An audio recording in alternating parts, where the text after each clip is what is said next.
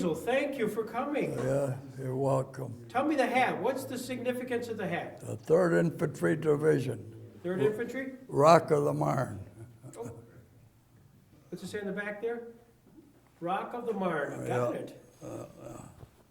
So were you born in Jamestown? Yes. What'd your mom and dad do? My father had 2 jobs when he come from the old country. Punxsutawn as a coal miner. From there, they moved from Punxsutawn to Jamestown. From Jamestown, he worked at Gurney Bearings for 30 years. And that's the only 2 jobs he had, then he retired. And Gurney Bearings ultimately became MRC? MRC, yes. And we got the family history of MRC with 102 years between the sons and the grandkids. My gosh. I worked there 32 years. And you graduated from Jamestown High School? Yeah, I got a GAR when I come out of the service. Gotcha.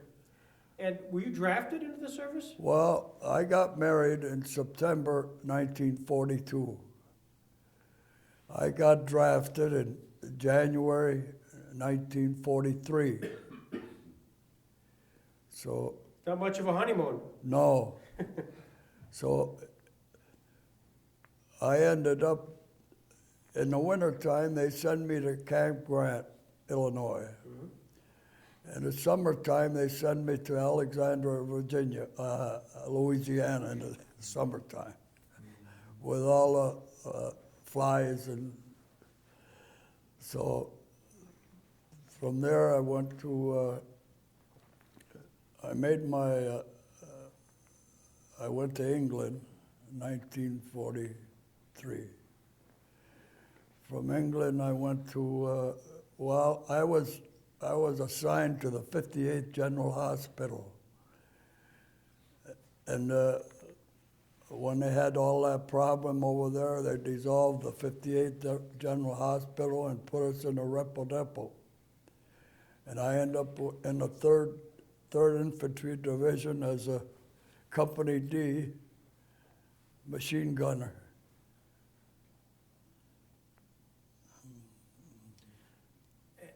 As a result, being ultimately you went to England, and then from England to France. France to Germany. And Germany, and obviously being in the 3rd Infantry, that had as much action activity as. Well, they lost more men in Angel, but I wasn't there. Right. They lost more casualties in the war, the 3rd Division, than any division in the country. Did you want to become a machine gunner? Was that something that you? No. That was when they had the trouble with the Battle of the Bulge. They got cooks and clerks and everybody, and put them back behind a gun. But I never went to the Battle of the Bulge. I went to northern France. What was the reception there when you were in France? Did you have a chance to kind of kibitz with the natives there? Oh, yeah. What were they like? Well, they were glad we were there, yes. They were glad that we were there, yes. But the country, I didn't like the country. It wasn't very clean, the country. France, they had the toilets right on the main street, That's How big was, you were part of the 3rd Infantry Division. I also know that your son was telling me about every time there was a movie starring Audie Murphy, they'd have to pause and you'd have to watch that. Yeah. Why? Well, he wasn't in the same division. He was in a different division, but he was in the 7th Infantry. He got every medal that the country can give, Right. even the Medal of Honor. And he was a small guy, and he was from Texas. he had a lot of energy, you know. And he, he got all the medals that they could give, every one of them. So your paths would have crossed with his? No. Did you ever see him? No, I No. never seen him. Yeah. Being so in a unit which had so much casualties, what was among your unit, among the division, did they talk a lot a bit about their own personal experiences and the fear of death? Was that a conversation? Oh yeah, they were worrying about getting home. That's all they worried about. Right. I had my wife's picture in my pocket, and that's what pushed me on over there. My wife. How did you guys meet? My wife? Yeah, you and your wife. Went to school together. Yep. Yeah, went to school together. And next in September we'll be married 72 years. My gosh, congratulations. 72 years. Yeah. Now I got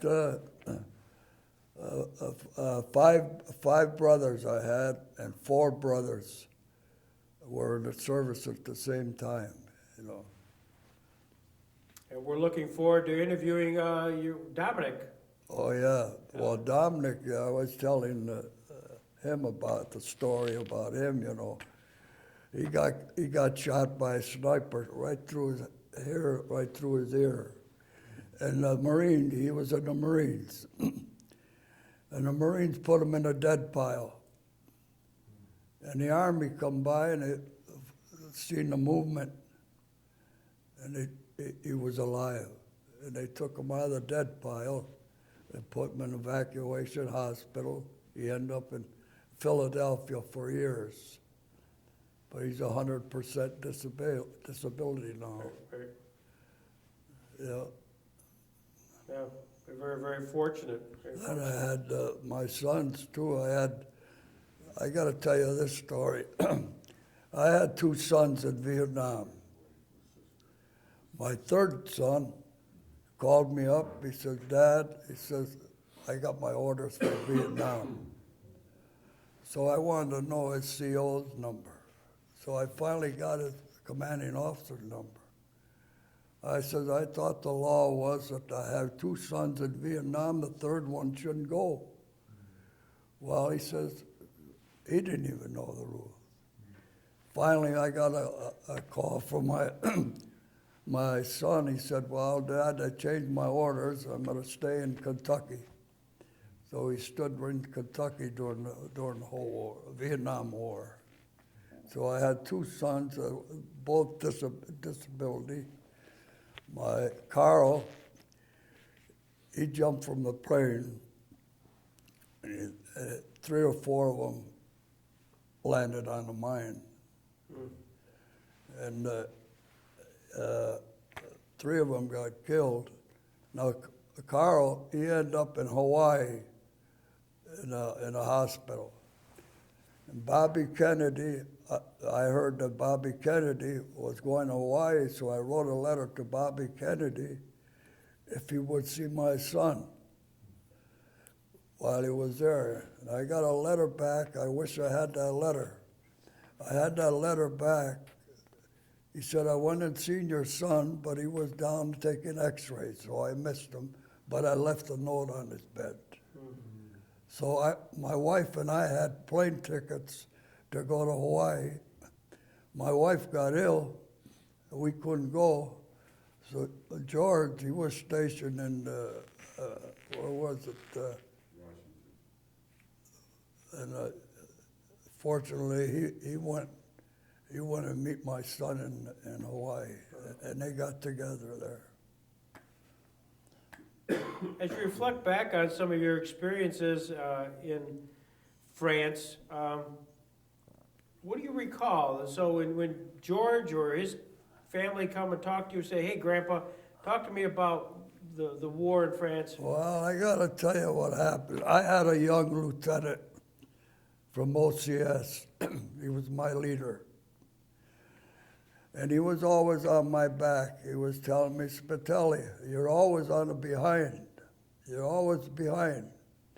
So I told him, I said, I'm going to tell you something. I says, you know, we got SS troops, and it's a fact. SS troops, if they capture Jews or Italians, they shoot them. And that's a fact. He said, I didn't know that. Well, I said, I'm telling you, that's why I'm behind. And he said, after that, he got off my back. You know. Well, you know, the machine gunners, at that time, they were water-cooled. They weren't air-cooled. So we had 3 machine gunners. One carried a machine gun, the other guy the tripod, and the other guy the water. Now, if anybody got hit, they move up the ranks. The guy pick up the thing.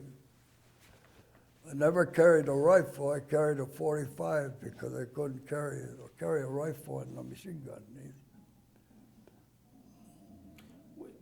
When you were machine gunning, I'm just thinking of the vibration, Yeah, well, it wasn't too bad. wasn't it? No, but the thing was you had to have water.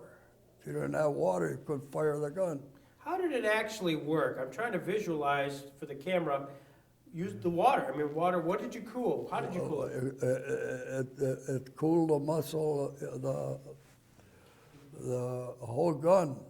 Otherwise, it would get hot. So did you have a spray gun? Do you have a water spray gun? Is it? No, they had a hose that would go right in the end of the gun, you know, cool it off. I'll be darned. But now they got it, they're air cooled, you know. Yeah. Did you ever get in a situation where you as you were, I'm sure because of the battles, did you lose people who were nearby you? Oh, yes. One day we captured 2 German officers. And they complained they didn't want to get captured by enlisted men. So we went to our lieutenant, and the lieutenant says, well, I want you guys to go for a 10-mile hike and be back here in 5 minutes. Well, what's that mean? You know, when you're shooting at a distance, it's different. But it's one face-to-face, I couldn't do it. So I had a redhead kid with me, gung-ho. He had a Tommy gun with me. So we took a walk in the woods, in a ditch there, and he turned around, boom, boom, boom. I couldn't do it face-to-face. Right. No. So what happened, when I got ready to get discharged, I was a high pointer because I was overseas over 2 years, and they went by points. I was supposed to fly home. They changed my MOS number. They sent me to Germany, to Austria, as an instructor. So by the time I got out of there, they dissolved the points. So I come home on a rowboat, and I mean a rowboat. Well, they had the bathrooms about as big as this room, all half full of water. So when I was on the boat, I had a duffel bag of all souvenirs that I got through the war, pistols, medals, flags, everything. So I was on that boat, and they used to come around and say, you're on fire watch. I said, I'm not getting out of this bed. I couldn't get out of the bed. I was sick. The bow would go boom, boom. It took me longer to get home from Southampton, England, to New York than I did going over with the submarines, avoiding the submarines. So when I got to New York, I was so sick, they stole everything. They stole my bag, and all my souvenirs and everything. There's nothing worse than being seasick. Yeah. Hey, Basil, I wanted to ask a clarification question. Didn't the third go in southern France? Yeah, Weren't you part of the invasion of the south, right? yeah, And you went up the Rhone River Valley. yeah. And, you know, the big picture there, Greg, I'm saying this for your Sure. benefit too, is that they lost some men, of course, during the landings, and there's an American cemetery there now that's testimony to that. But they lost most of their guys up near the Vosges Mountains when the Germans dug in.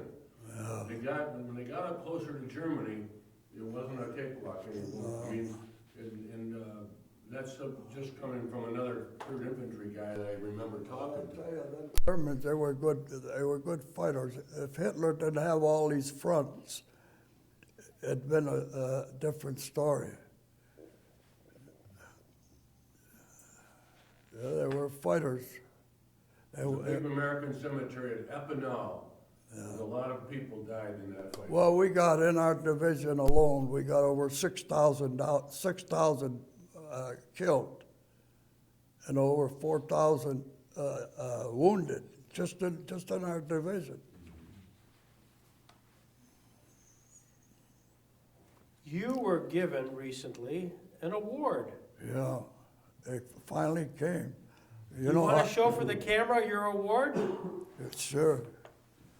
Now, they, you know how the French are, kind of slow. How's it? That's good. Tell what it is. So this is it's the actual France's National Order of Legion of Honor. A knight, Yeah. sir.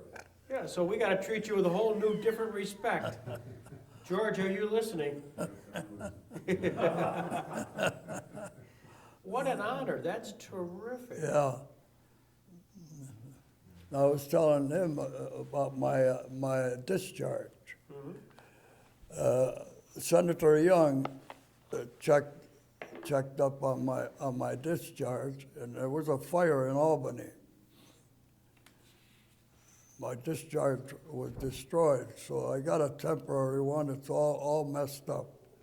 They got me down as a company clerk with a combat infantry badge. They've got me down as a PSC where the book says I'm a technical 5th grade. So the discharge is, she's checking up on, then I got a Bronze Star, and it's not in my book. It's not in my discharge. Yeah. Well, as you look back on this experience, and you were there, and you were in the Army from January of 43 to January of 46, were there certain incidents that, the difficult as it was, just because it's wartime and casualties, where you'd sit back and say, Greg, you're not going to believe this funny story that occurred. Well, Something Yeah, I got a story here. We were on the front lines, and we're going back R&R. We got on a train, and the train slowed down. A couple of buddies of mine and myself, we jumped off the train and went up to town, and we got caught. So they had a stockade on the train, regular jail. So they put us in that jail, and they put me in the repo depot. And I got in front of the colonel there, and I had an option. So you either get busted or take the 30 days. I said, I'll take the 30 days. So I went to the repo depot. I had 2 Army guys with a rifle when I had to go eat there, and I had a big P on my jacket, and right beside us were the German prisoners. Nobody watching. So I had a friend from Jamestown. He happened to spot me in the repo depot. He says, "Hey, Bay," he says, what happened? I said, nothing. I said, I jumped, we went, come out for an hour, and we jumped off the train.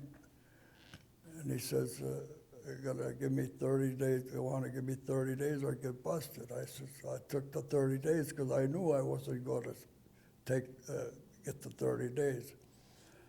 So I was there 5 days and they sent me back to my outfit with a note. It says, Spitale hasn't served his 30 days. He's got so many days to serve. So my CO wrote back to him. He said, you take care of yours, well, I'll take care of mine. I never served the 30 days. Well, after you jumped the train, what did you do? We went to town. We had a few beers and this and that.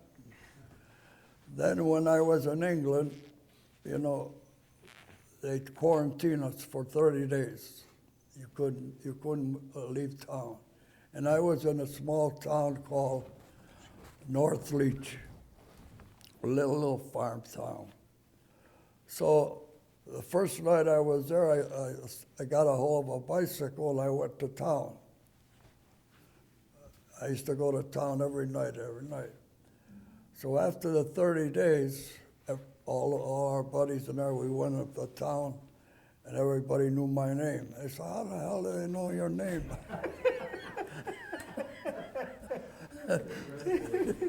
They know. I said, well, I used to come in there every night, you know. You know, I was only 20 years old. How was the champagne? Oh, the wine. I Wine, used to yeah. drink the wine. And the beer, the German beer. Yeah. As you worked your way into Germany and stuff, and sort of liberating areas and stuff like Yeah. that, what was the reaction to the American soldier? Well, How'd they treat you?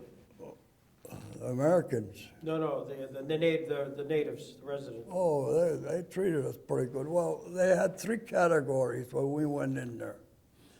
One bunch of GIs, they went for the jewelry. Another group, they went for the liquor. Another group, they went for the women, you know. Because when we went in there, they had to evacuate and give us a place to sleep. So the Germans there, when we went into German, they had to leave their houses so we could sleep in there.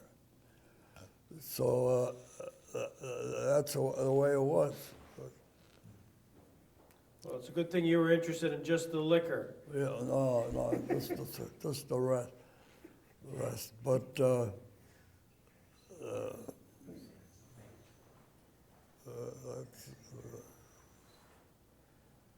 Did you find that certain other funny incidents occurred maybe to some of your colleagues, some of your fellow members of the regiment? Things that you want to share? Everybody was waiting for as soon as we went into France and Germany, everybody was counting the days, you know. Everybody, the rumor here that we're going home, rumor here, we're going home, that's the only thing they talked about. So that was the conversation. And what kind of information, how did you get the information? Was it by radio? Did you get it by Stars and Stripes? No, Stars and Stripes. Stars and Stripes. Who was it? The 2 guys in Stars and Stripes. Pyle. Yeah. Ernie Pyle, Yeah. He got killed. right? Yeah. And how did you get the news about VE Day? You know, how did you know? I mean, where were you, and how did you? Well, I was in France when it was D-Day. So I figured I'd be flying home, but that's when they sent me to Austria. Was there celebration in the troops? I mean, when you learned that victory in New York? Oh, yeah. We're all waiting for us, high pointers are waiting for the plane to come in, but we never got on the plane. Yeah, they went by points. Yeah. When you came back, I was curious, when you came back to the States in '46, was there a lot of interest in what you did during the war? Or were people just willing just to move on and go to work and try to get normal Oh, again? yeah, well, I had to, I was unemployed. I'd get $20 a week. When I was in the service, I was getting $50 a month. So I still had a wife to take care of.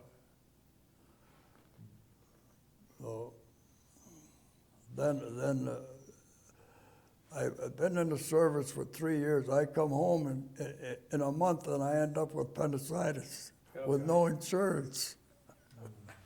So I end up in a hospital with appendicitis. Hey.